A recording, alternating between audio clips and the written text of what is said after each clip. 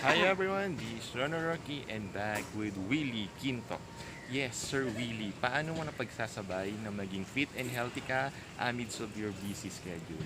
Ah, pagising ko ng umaga, nagja-jogging ako ng 5 AM kahit mga 45 minutes na ako.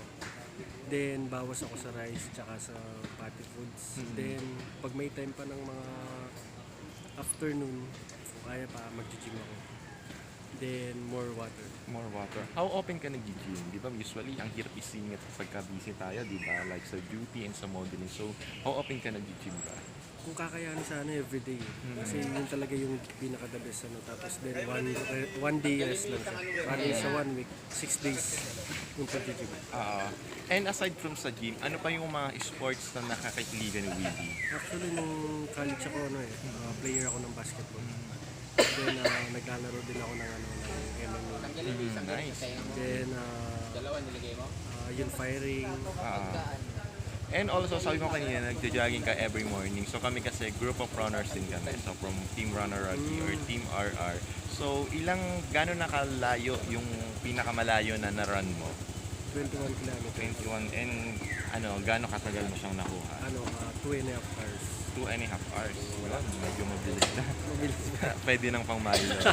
And also, since di ba pag nag-gym tayo, nagtitake ka ba ng mga food supplement na way to maging bulk ka o mag-gain? Hindi, kasi hindi ko iyang yung supplement like whey, nagpipimples ako. So, natural lang ako. Then, kakain lang ako ng steak.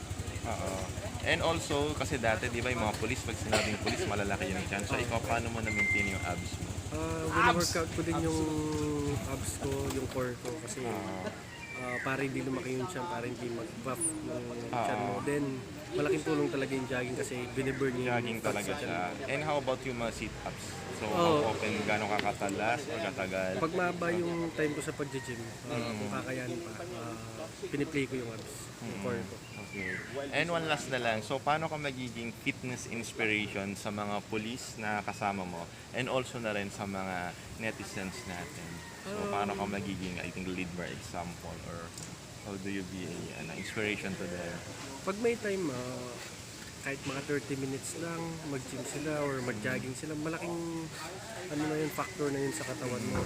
At least, pinagtapong din sa lumalabas yung bad toxic sa katawan mo kasi yun yung pinaka-important.